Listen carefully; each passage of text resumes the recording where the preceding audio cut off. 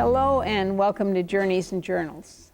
I'm Bernie Martin Beck and I hunt history. I love history. And we are so privileged to have World War II here, history in person. Del, welcome to Journeys and Journals. Thank you. Your last name, Del? Harris. Del Harris, World War II veteran. Yes. We heard a little bit last week about you and how you got to Germany, France, Belgium. You've been to all of them. As a prisoner? Yes. We thank you for flying over and helping our troops. But then what happened? Well, when they captured you. I got shot down strafing an aerodrome, and was taken prisoner and was put in Stalag Luft III. Then the Russians came close to our camp, so they closed the camp and moved us to Nuremberg. In Nuremberg, we were separated from the British. I had been in a compound where the Great Escape had taken place. Now I was in just a general compound of Stalag Luft III American officers. Well, you know, us young kids don't know about the Great Escape, so why don't you fill us in there? Well, the Great Escape, the British primarily dug a tunnel from the north compound of Stalag Luft III. All the British were in the north compound. The southeast and west and center compound were American prisoners. The British dug this tunnel, and they went down 30 feet underground and dug a tunnel and made an escape, and 87 officers escaped out this tunnel. Well, they recaptured them, started recapturing them right away. The Gestapo got finally captured, they took out of the prison cells where these men were being held, who had been recaptured. They took 50 of them out, lined them up, and shot them. This was the Gestapo. The other 35 members were turned back. 2 actually made it all the way to Sweden, but that was the Great Escape. And these men were on the same compound that you were prisoner. Yes. Now, tell me, what did you eat and how did you change your clothes? Well, the British had things very well organized. I was very fortunate to have been placed in their north compound. They had some of these people had been prisoners for over 5 years, and they had the being a prisoner very well organized. We were not allowed to talk to the Germans. Only certain members in the camp talked to the Germans because they had these Germans pretty well under their control. They would give them cigarettes and so forth that the Germans could not normally obtain, and then they would insist that the Germans do things in return for them. Tit for tat, I think it was called. Yes. But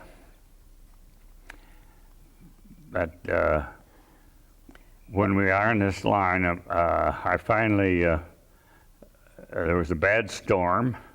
It was raining and thundering. We had been escorted along a perimeter of our march by SS troops, but I hadn't seen any for a while, so I took another pilot, and we made a break between 2 buildings, went out into the countryside. You mean you're just marching along and all of a sudden you make a turn? Yes, we just darted between 2 buildings and away we were gone. Oh, and they couldn't, but the guards all had their heads down. There were no perimeter guards at that particular time. And so we... Luck or? Well, it was luck. It it was all luck because there was no way for me to plan any of this. I had to do everything just as it happened. And we wound up at a German farm that had French and Polish workers working there. And they let us sleep there that night and fed us. First good meal we'd had in a long time, the two of us. And then in the morning we left and went out across the fields. And I'm scared. I'm scared for you. Didn't you have any fear? well, no, not really. We were too busy to be afraid. We had a goal. I mean, we were going home, and we hid when it was necessary. We tried walking at night. One night we walked along, and we wound up on a bridge where a wrecked vehicle was, and there was a German Hitler Youth there, and he tried to come over and try to get these people to identify us, and they herded him back in around where this wreck was and didn't say a word to us, and we walked on down the road. Providential? You were. But then we were recaptured. Some people saw us. We went out in the fields. During the daytime, we hid in the forest, and we watched them planting potatoes in the fields. Then at dusk, we went down and dug up a bunch of the potatoes, and then we'd fill the mounds back in so they couldn't tell that anybody had been there. And that was supper, breakfast, yes, lunch? This was the only food that we had, were these potatoes. We ate them raw. We finally tried to build a little fire, and it turned out that we built the fire right underneath. We were in a recess in the side of the hill, and right above us was an anti-aircraft gun, and we didn't know it. And we built this thing, but they didn't see us. We heard them, though. Their gun kept going off right over our head. Then we were seen on this hill. A little lady just down there with a blanket picking up twigs to take home for firewood, and we approached her. She had a lunch basket, and we offered to trade her some soap and cigarettes for some food, and she gathered everything and ran off and went down, and of course reported us, and pretty soon here were SS troops filled the hills, and they captured us and took us back down to this town. So there's not all, some French were very, very supportive. Well, where they could be, but and some there were so many Germans there that, and the Germans controlled so much that the French couldn't do much for us. Where were you near? Do you know what city? Yes, we were little country towns. Well, it was a pretty good sized city. It was west of Nuremberg, about 30 or 40 kilometers. And they put us in down in a dungeon. They were going to shoot us the next morning, and they kept taunting us all day that we would be shot in the morning. In English, you were being taunted? Well, none of them spoke English. But we were picking up, even though we hadn't had any opportunity to learn German, we were picking it up quite rapidly. Yeah, I can understand that, can't you, Tom? Under pressure. Your life depends on. But just at dawn, without any air raid warning or anything, suddenly there was an attack by our Air Force. A low-level attack attacked this town. Newmarket was the name of the city. Attacked Newmarket, and in the confusion, I had dug the windows, or the bars in the window. I had dug them loose and was going to try to escape.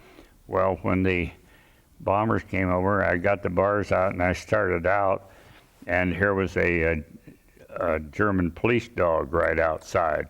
I got partway out the window and I went right back in. I'm afraid of dogs.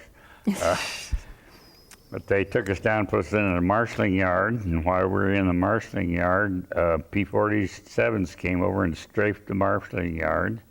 Then they put us in a farm, and I got, since I didn't know how to navigate at night, I got there were 7 of us American prisoners they had in this group. One of them was a navigator, so I talked him into escaping with me. We went out behind this building and hid up in a little woodshed and hid under a bunch of rolls of little strips of trees that they had all tied up. We hid under these, and we'd heard they were going to leave at 2 o'clock in the morning, and sure enough, 2 o'clock came, and they started rounding everybody up, and they couldn't find us, 2 Americans. And they just literally tore that barn apart, but they didn't touch this shed. A few minutes later, the Germans had all their soldiers had passed. I heard somebody else coming, and I'd been hiding in the hay up in the loft.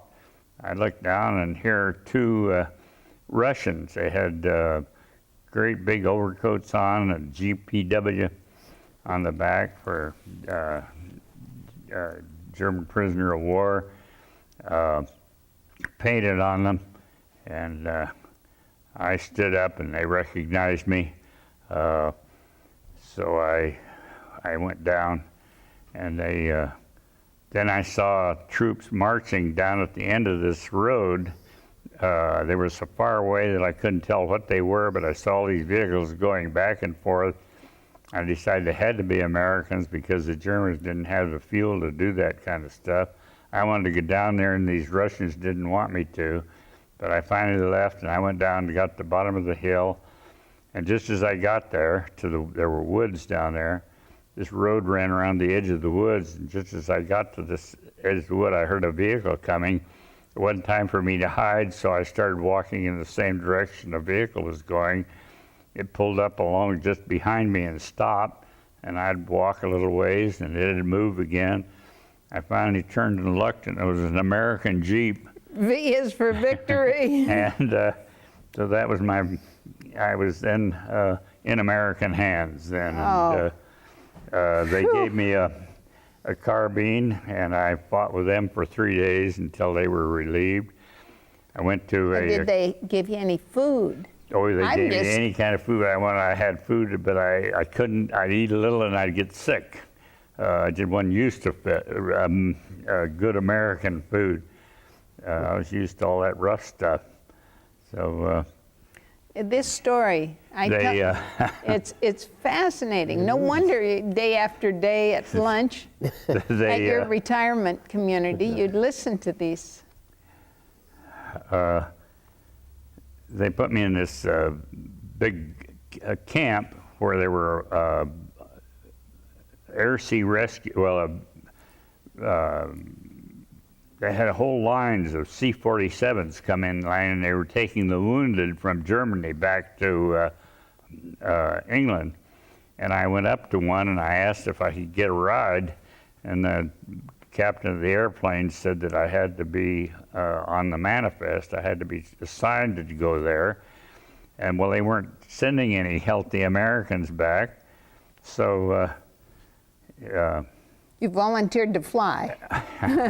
well, he had on his shirt, he was ATC, Air Traffic Command, and I told him that stood for allergic to combat. He was a captain, and I was a lowly, dirty prisoner. So I went back to the next plane, and here was a man that I'd been in the same barracks with in Ireland. So he put me on his airplane right away. No, I wasn't on any paperwork. He took me back to England. I got back to my fighter group. they took me to London and they got me back to the United States immediately. I'd been home for about a week, and the doorbell rang, and my dad and I both went to the door, and it was Western Union, and they had a telegram, and it says, "We regret to inform you that your son is once more missing in action." So that was, Oh, then after the war, I went to engineering school, and then I went to, even though I was an engineering test pilot, that was the only reason they accepted me into this school, because I hadn't had the college education that they required, but they let me in anyway, and I graduated as an engineering officer, and as well as a test pilot, fighter pilot. Then they shipped me out to a fighter outfit in Washington, D.C., and I got so you're still in the military? still in the military, and it was after the war, and I went to Washington, D.C. to this fighter outfit, and it was one of the first jet outfits. And Oh, my. we got the F-80, P-80 at that time they called it, single engine fighter jet. Because the planes that you'd been fighting in during the war, Well, that's that was a propeller-driven That's the airplane. insignia Yes, that there was on a your P-47, and I got to fly the F-80. In fact, they made me group supply officer, but I asked for permission. We were putting on air shows all over the country, so as part of one of the air shows, I made a speed run from Washington, D.C. to Miami, Florida, and broke the speed record going down there, and set a new speed record. so that put you into some rarefied air up here. You could fly faster than any other man on the East Coast. But Now, this airplane that you flew is now a jet, but in the early days when you learned to fly, you didn't have anything like that. no, we had Crank 'em a ups? good, powerful airplane. The P-47 was a very powerful airplane, and it was a wonderful airplane to fly in combat. And I have come home from missions many times with, well, I was only on 35 missions, but it seemed like every Only mission. 35. It seemed like every mission that I came home, I'd have a lot of holes shot in my airplane, and they would patch the holes, and then I'd be ready to go to the next mission. And only that one time did you shoot down an engine and, Yeah. oh my, what a story. When you came back home, what was it like? Were there parades? And tell me that. I think he came home the first time was from the European theater, and then didn't you get shipped out into the Pacific after that? Well, I went out to Hawaii. I left this jet fighter group, and I went to Hawaii, and I was supposed to be take care of on radar control fighter aircraft, but instead they because of my records, they put me in 7th Air Division, and I was assistant A4 for 7th Air Division. I'm real curious, what was the first airplane you remember seeing? When was this? My first airplane, Yeah. the first airplane I got to fly was the PT-19. But as a kid, did you used to just look up? Oh, I looked at the airplanes all the time. I was working in Las Vegas, and when I got the call to go into the service, and I went out, they didn't have an airfield in Las Vegas. You had to go over to a dirt field in back of the Boulder Dam right there. And they had a dirt field, and the airplanes landed there. I got in a we called them a C-47. They were the airlines planes. DC-3, What were they called? like a DC-3. Yeah, DC-3. And I got in there, and I got deathly sick on the way home, air sick. Uh-oh. And I tried to give the stewardess on the plane a silver dollar for taking care of me on the plane, and she wouldn't take it. Now, so you really had, I mean, before Las Vegas you're telling us stories. Yes, that was before I went into the service. When I 19 and what?